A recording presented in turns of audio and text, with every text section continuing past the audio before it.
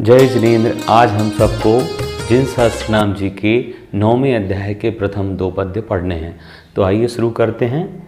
स्वयंभुवे नमस्तुभ्यमुत्पाद्यात्मानमात्मनि स्वात्मनैव तथोद्भूत वृत्तये चिंतवृत्तये। पंचप्रमेष्टि भगवान की जय। 9वें अध्याय का पहला पद्य आप स्क्रीन पर देखिएगा, सुनिएगा।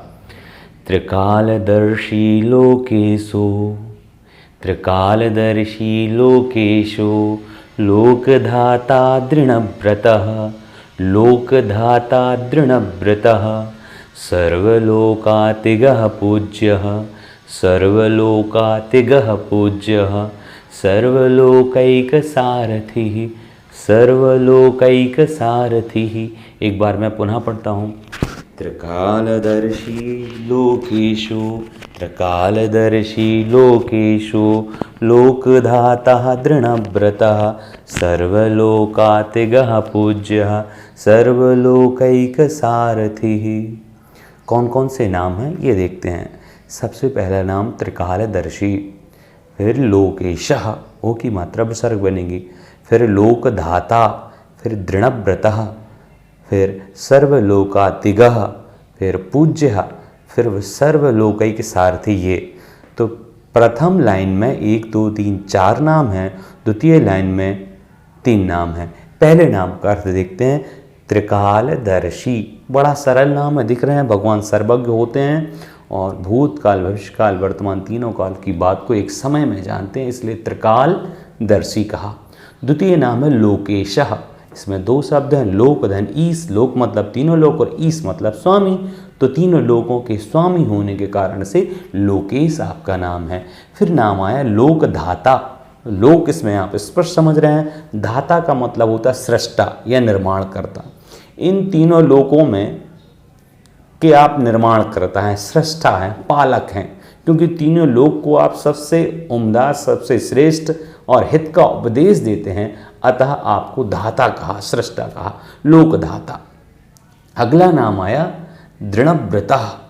व्रत मतलब निशल्यो व्रति आता है, एक तरह से शल्य आदि से रहित होकर इंद्रियों को वश में करने के लिए जो किया जाए व्रत है।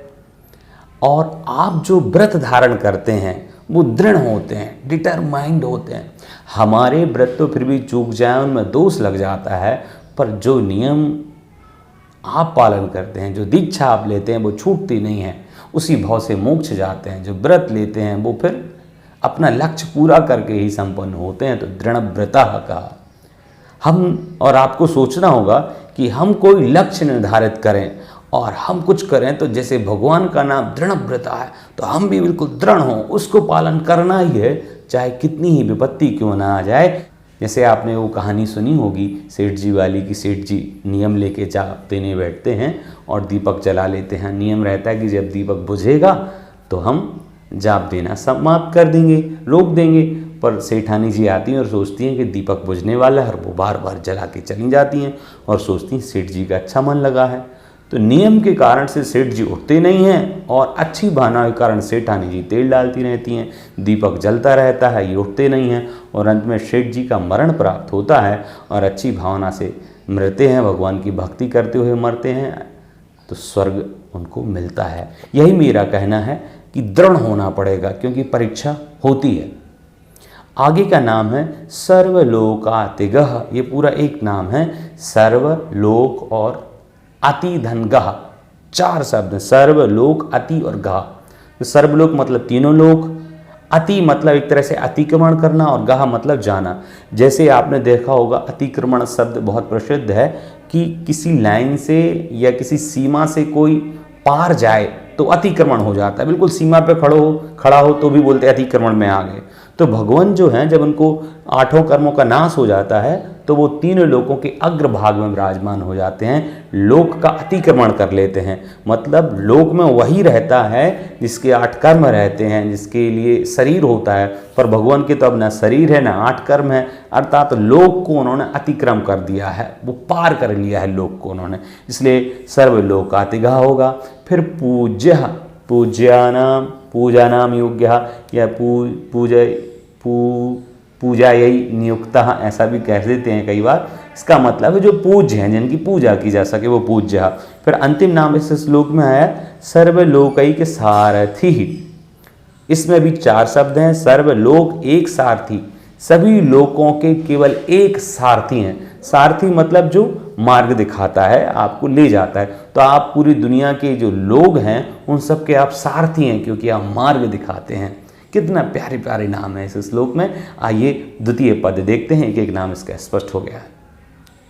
पुराणः पुरुषः पूर्वः, पुराणः पुरुषः पूर्वः, कृत्पूर्वाङ्गविस्तरः, कृत्पूर्वाङ्गविस्तरः, आदिदेवः पुराणाद्यः, आदिदेवः पुराणाद्यः, पुरुदेवोऽधिदेवता, पुरुदेवोऽधिदेवता। अब हम देखते हैं इस श्लोक के नामों को। पहला नाम है पुराणः, दूसरा है पुरुषः, तीसरा है पूर्वः, चौथा है कृतपूर्वांग विस्तरः, ये एक नाम है। पांचवा आदिदेवः, छठवां पुराणाद्यः, सातवां पुरुदेव, आठवां अधिदेवता। ये 8 नाम है। पहला नाम पुराणः। नाम स्पष्ट पुराणः मतलब प्राचीन होते ही हैं। सबसे पहले तीर्थंकर आप हैं, इसलिए पुराणः नाम है। प्राचीन हैं आप, आद्य हैं आप। और कई बार अर्थ निकलता है पुर का मतलब पुर, नगर भी होता है, शरीर भी होता है। और जिस शरीर में आप हैं उसमें केवल अब रहने वाले, इसके बाद वो शरीर छूट जाएगा और कोई नया शरीर नहीं आएगा। तो पुराणः इस अपेक्षा से भी बोला पुराणः। फिर दूसरा नाम है पुरुषः। पुरुषः का मतलब है पालन करने वाले, प्री धातु से बना, तो पालन करने वाले भी हैं। हमारे तीनों लोक का उपदेश देते हैं, वो तीनों लोक का हित चाहते हैं, इसलिए पुरुष। दूसरा अच्छे सर्वश्रेष्ठ और आत्मीय गुणों से युक्त होने के कारण से आपको पुरुष कहा। और सामान्य पुरुष का मतलब जो होता है वो भी लागू इसमें होगा। अगला नाम है पूर्वः। पूर्वः स्पष्ट है, सबसे पहले हुए हैं, सबसे प्रथम हुए हैं। आपका ही ये तृतीय काल के अंत में आप ही हुए थे, आपने ही धर्म को चलाया है इस अवसर्पणी काल में, इसलिए आपका नाम पूर्व है। अगला नाम है कृत पूर्वांग विस्तरः। कृत मतलब पूरा नाम, कृत मतलब किया, और पूर्वांग में भी 2 शब्द हैं, पूर्व धन अंग। किए हैं जिन्होंने पूर्व, 14 पूर्व होते हैं और 12 अंग होते हैं माँ जिनवाणी के। तो 14 अंगों को, 12 पूर्वों को आपने किया। विस्तरा मतलब विस्तार किया, बताया इनको, इनकी व्याख्या करी आपने जिनवाणी की, इसलिए आपका नाम हो गया कृत पूर्वांग विस्तरः। ये पूरा एक नाम हो गया। अगला नाम आता है आदिदेवः। आदिदेव, आदिदेव हैं आप। आदि मतलब प्रथम, आद्य सबसे पहले देव आप ही हैं, इसलिए आदिदेव। फिर आया पुराणाद्यः। पुराणाद्यः मतलब पुराणों में सबसे पहले आपकी ही कहानी होती। पुराण मतलब जो ग्रंथ हैं, और आद्य, पुराणों में आद्य आप ही हैं। जैसे पुराणों की चर्चा होगी, 24 तीर्थंकरों की चर्चा होगी, तो सबसे पहले आपकी ही चर्चा होगी, इसलिए कहा पुराणों में आदि आप हैं, पुराणों में सबसे पहले आप आते हैं, इसलिए पुराणाद्यः। फिर अगला नाम आया पुरुदेवः। पुरु, पुरु का मतलब नगर भी होता है, पुरु का मतलब स्वर्ग भी होता है। इस अपेक्षा से आप नगरों के जो देवता हैं उनके भी देवता हैं, या फिर आप पूरे लोक के स्वामी हैं, इस अपेक्षा से पुरुदेव आया। नौ के भी देव पुरुदेव हो गया। और एक भजन माता जी ने गाया था पुरुदेव, उसमें ये शब्द आया था, उसमें भी मतलब पुरुदेव आदिनाथ भगवान को कहा गया है। इसके बाद है अधिदेवता। अधिदेवता, अधि का मतलब अधिकार भी होता है, मुख्यता के सेंस में आता है, अध्यक्षता के सेंस में अधि शब्द का प्रयोग होता है।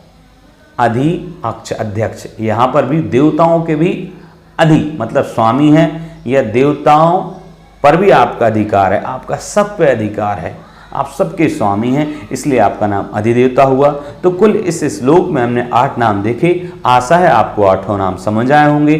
कोई भी शंका हो, कोई भी प्रश्न हो, कोई भी डाउट हो, जिज्ञासा हो, कमेंट बॉक्स में कमेंट करिए, हम जरूर चर्चा करेंगे। आज के लिए जय जिनेंद्र का उत्सर्ग जरूर करिएगा। जय जिनेंद्र।